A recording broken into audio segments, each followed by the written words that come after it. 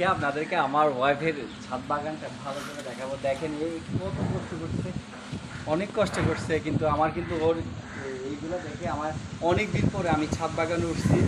ওর বাগানটা আজকে আপনাদেরকে দেখাবো। বাহ, তোমার বাগানে তো ভালো পুঁইশাক ধরছে। আজকে প্রথম না? এই দেখেন কত সুন্দর করে কত কষ্ট করে তার ছাদ বাগান করছে। এগুলা হচ্ছে ফেলে দেওয়া ওই ডাটা ছিল, পুঁইশাকের ওগুলা দিয়ে করেছি। ওদিকে আরো আছে, আসো, একদম ফ্রেশ। এমনিতেই অনেক বেশি ভালো লাগছে, কি বলবো, আমার বাগান করতে অনেক বেশি ভালো লাগে। উফ, এগুলো দুইজনের জন্য এনাফ, আমাদের দুজনের জন্য। সলি তো খাই না। ডাল দিয়ে রান্না করব, ডাল, চিংড়ি, আলু দিয়ে। তোমার ভালো লাগে না পুঁইশাক অনেক? হ্যাঁ, আমার তো অনেক ভালো লাগে। তাও যদি আবার তরতাজা হলো তো আর কথাই নাই। একদম, এটা এখানে কোনো কিছুই সার নাই, একদম ফ্রেশ।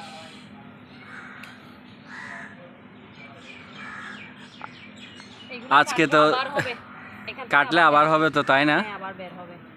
আমি তো এগুলো এত খেয়ালও করি না, আজকে অনেকদিন পর উঠছি বাগানের মধ্যে। তুমি এগুলো কখন কখন করে ফেলছো? আমার অনেক ভালো লাগে।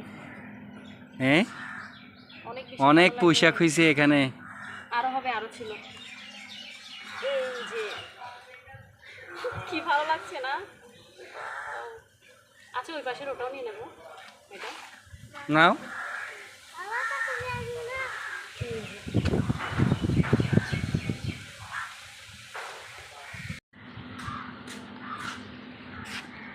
বাহ, তুমি এখানে তো বসার জন্য খুব সুন্দর জায়গা করছো। হ্যাঁ, এখানে বসে বসে রান্না করব, এখানে চুলাও করব। চুলা কই? চুলা কই? চুলা ভিতরে নিয়ে গেছো নাকি?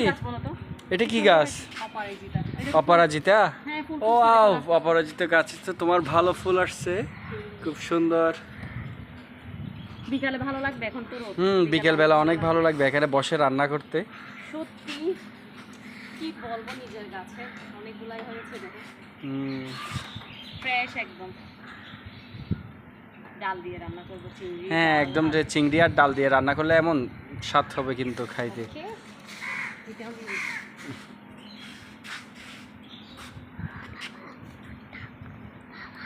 আসলেই তো তুমি অনেক কষ্ট করছো। অনেক কষ্ট করছি। হ্যাঁ, আসলে নিজের বাগানের শাকসবজি খাই অনেক ভালো লাগে। আচ্ছা, মরিচ গাছও আছে তো? কিছুদিন আগে তো আমি মরিচ খাইছিলাম তোমার গাছের।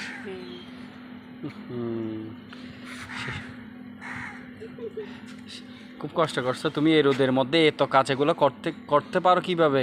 আমার অনেক ভালো লাগে। বিকালে এসে এগুলো ঢালগুলো কেটে দিই, মেহেদি পাতার ডালগুলো কেটে দিতাম। ঢাল কেটে দিলে আবার বের হবে।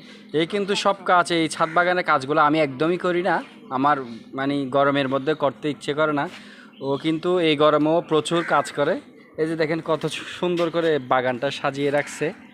এটা আমার কিউট নোর বাবা। আবার একটু হাই বলো। হাই। এই যে আরেকটা কিউট মামুনি আছে, ব্যালকনি থেকে দেখে থাকছে, দেখেন আপনারা। ছোট্ট কিউট মামুনি একটা দেখতেছি আমি। কেমন আছো তুমি আম্মু?